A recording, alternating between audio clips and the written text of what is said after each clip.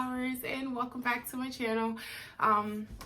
Definitely just spent the last 5 minutes looking at myself in this camera, trying to figure out why I was so low, forgetting that I am in an office chair now instead of a kitchen dining room table chair, and it's not as high. So I was very confused as to why my angle looked so off, but it's cool. I wanted to have a mental health check-in with you guys because I realized that I hadn't really been talking about mental health as much as I used to at the beginning of my channel, which is crazy because that is really what drew me to starting doing videos, was my mental health crisis. And it has been very, very in the forefront of my life constantly, especially lately, and I thought I should get back into that and just check in with everybody, talk about it. I don't know how much I'm going to get into today. I think I'm going to split this up because I was going to just get into depression. I'm probably just going to talk about depression and body dysmorphia today. But I'm definitely going to do another video about anxiety. Who knows, it might come up. Those are just things that I deal with. But before we get into that, I hope everybody's having a great day and is being extremely productive and useful. I took my hair out clearly, and I had leave out here that I flat ironed, and so it's not reverted back yet, and it's driving me crazy. So if you see me touching over there, that's why. Don't mind me. And it won't even be like this very long because I don't trust myself with my natural hair just yet. I'm still learning how to care for it and love it and take care of it. And I just like to have it put up because when it's out like this, I know I touch it a lot. I'm sure I'm not being very beneficial to my hair. But neither here nor there. Let's just get into depression. So I started this channel and used my videos originally as therapy for me, and they still are therapy for me. Coming on into my room, into my space, and pulling out my camera and talking is extremely therapeutic for me. It's usually when I get most of my emotions and my feelings out, and it's always just a really good experience for me. And it was all stemming from me dealing with depression. When I first realized that I was first diagnosed with depression, in my mind, I think I looked at depression like a code. Like something that is just, you got it, now you got to deal with it, now you've dealt with it and it's gone. And very rarely, or not often enough, I feel like I just would feel like it was going away and I didn't have to worry about it anymore. I'm here to tell you now that it is a battle that you will fight for the rest of your life, but it is going to be one of those battles that is going to make you an amazing and a stronger person, because you realize that you have this something that you need to fight on a regular basis. And lately I have been feeling really, really low, and it's crazy. The crazy part about depression is how it comes into your life whenever it chooses to come into your life. And it's almost like almost like for me, I felt like I was making myself depressed. So the beginning of February was extremely positive for me. I remained in a very positive space. I really was focused on where I was going with my brand, with myself, with my vision for my future and how I was going to get there. And it was just like up, up, up, up, up. But it was almost like my depression was like, wait a minute, you are far too happy. We're going to have to nip this in the butt. And the past few days, I realized I was sluggish, tired, not really wanting to post as normal, not really wanting to, update just not really wanting to do anything. And it's crazy because, not crazy, but it's just bizarre because last week, I bought my domain name. I officially own A Girl and Her Flowers. I have a ring light coming. I got me a desk and a chair and really setting up my space in order for it to exude productivity. And then suddenly my depression was just like, wait a minute, and all of these doubts started to come into my mind, and I realized that it was making me feel ill. I didn't want to eat. I wasn't feeling just myself, and I knew that I wasn't the normal sick or the gotta go to the doctor sick. I knew that it was something deeper than that. And that is the thing that makes depression and mental health illnesses unique, is because they not only attack your inside, but it eventually exudes to your outside. Eventually, that sadness you feel inside is going to make you not want to eat. It's going to make you not sleep or sleep too much, or whatever the case may be. And I realized that was happening to myself. So I needed to take control. I got me some melatonin and started, because I was not, I mean, when I tell you guys, I had been up till 4 a.m. almost every day, and still having to be up at 7, you know, to make sure that my 7-year-old gets on the bus and gets to school, and I still have to make sure the children eat and everything. So I realized that I was neglecting myself as far as sleep was concerned, and sleep is important. But I also saw it starting to, I was neglecting how often I ate. If I ate, I didn't have the energy to get out of the bed for the past few days. And even in the pictures of myself I have been taking, I saw that they aren't, you know, I wasn't giving off that same positive vibe that I love. And in translation, other people can see that. I saw that my visits to my profile started to go down. It's amazing how mental illness starts inside and creates this huge ripple outside. It's not like a normal, like a, you know, a sickness that a doctor can treat and treat it perfectly. It is a science that people are still not fully understanding of, and people still have misguided opinions about or are unsure about. So when you are struggling with depression, it's an even harder battle, because you don't have a lot of places to go. And if you do, you may go different places to get different advice, and you end up with even more confusion than you began with. And so back to my story, my depression had really started to take a toll. So I had just made a decision that I needed to take back control. And that is the best tip I can give anyone who struggles with depression or any form of mental health illness. And that is that you have to understand that you have to take control. Because if you don't take control, the moment you realize it's happening, you're going to end up having a bigger problem to clean. So people who, I'm going to give like a really good example for me and anyone who's ever been to therapy. If you have ever been to therapy, especially as an adult for the first time, you'll know that that very first session is the toughest one. And they're huge. I mean, those first few sessions are just filled usually with tears and emotions and lots of talking, because you have this big problem. Your depression, you have created this problem that was a very small, it could have started as a tiny one or a big one. But as you grew and you chose to live your life without addressing it, it grew as well. And by the time you've been seeing your therapist for months and years, you know, it's a much more lax experience. It's definitely not the same.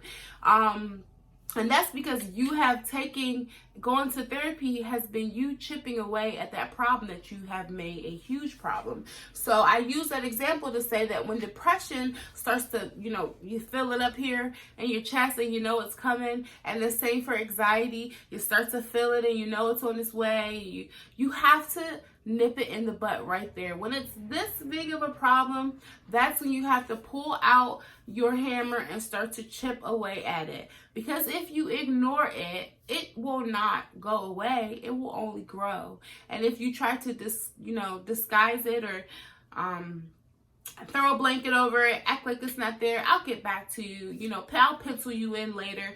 Depression, I'll deal with you next Friday when I'm free. It doesn't work that way. And as you are ignoring that problem, it is continuing to grow and grow and grow and grow. It will. And that is why that first session of therapy is always so extremely emotional, or those first few sessions, or when you actually finally open up to your therapist, however many sessions that take you. It's because the problem is so big and now you've decided to address it. Imagine if you are sent on a journey, and in your journey, there is a little hill. And this hill, you could literally step over. Now, you can have a hill in which you need to step over and you go, well, you know what? Oh, that's it. You know, this is all I have to worry about. Okay, well, I'll just ignore this hill.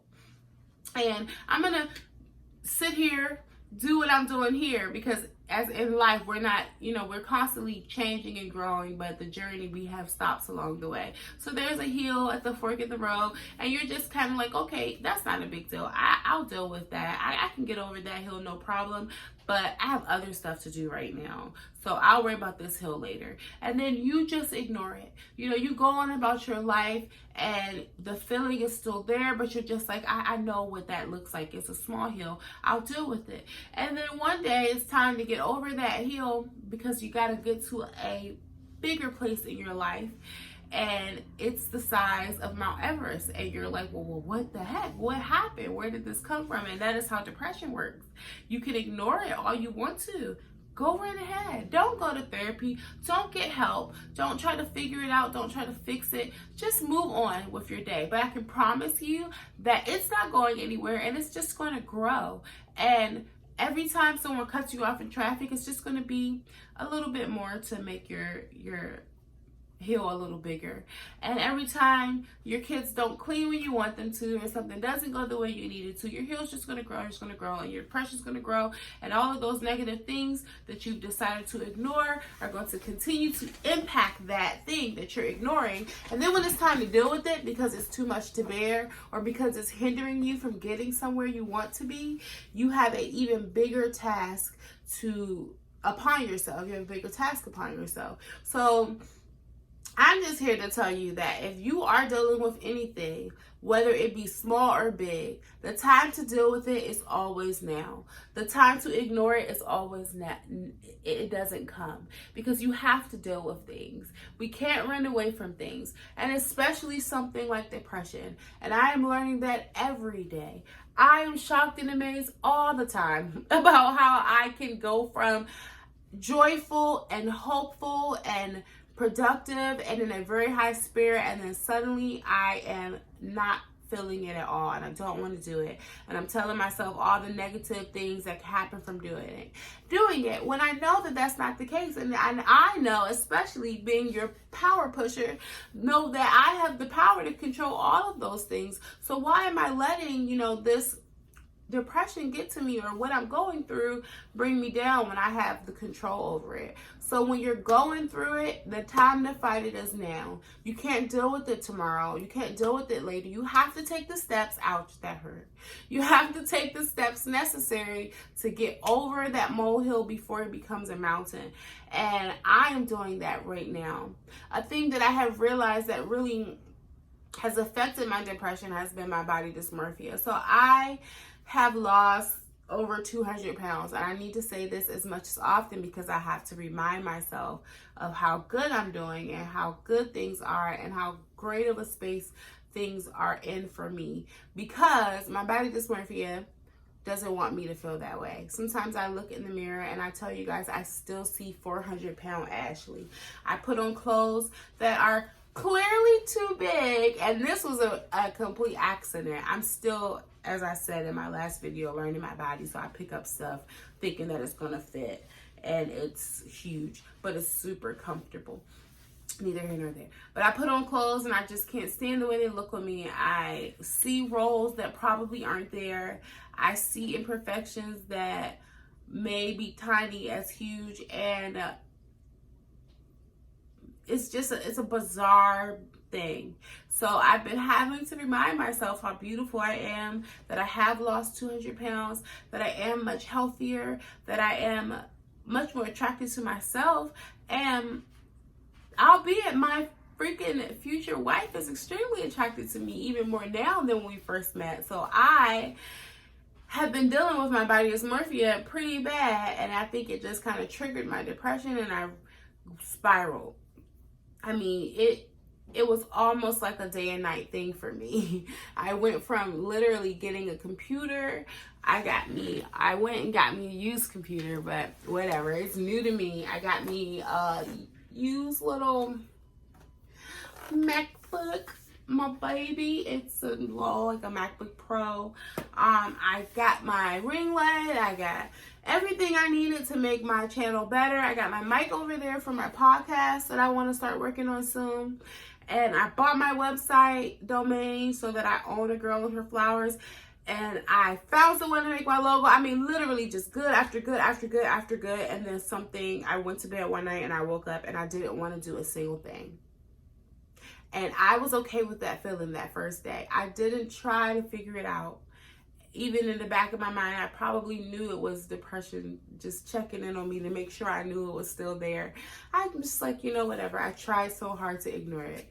I distracted myself with my girlfriend. I distracted myself with my children. I distracted myself with cleaning and literally just doing stuff just so that I didn't have to deal with the bigger issue. And now here I am doing this video after the first good night of sleep I've gotten in a very long time, thanks to my melatonin. And I am making a conscious decision to tackle this head on because I refuse to let depression come into my life and do what it does, because I am on the path to success. So that's my check-in with you guys.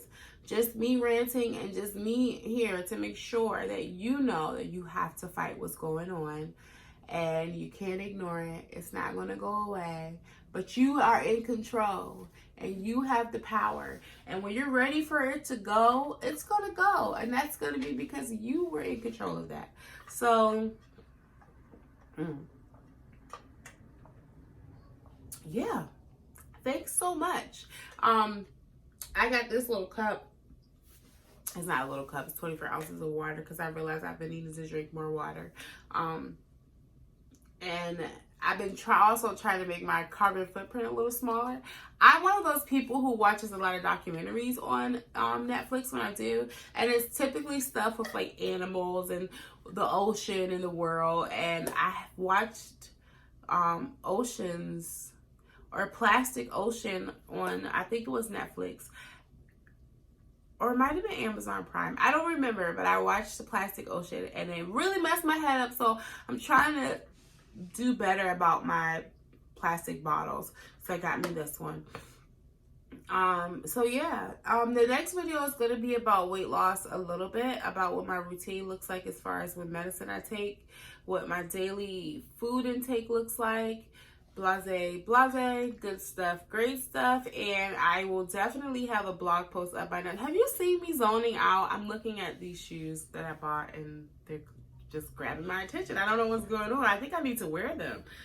Maybe that's what that is. Okay, I'm gonna wear them. All right, okay. So yeah, thank you guys so much. This has been the longer of my videos, but mental health is definitely not something that can be skimmed through. And I'm gonna make a conscious effort to make sure that we talk about this more often.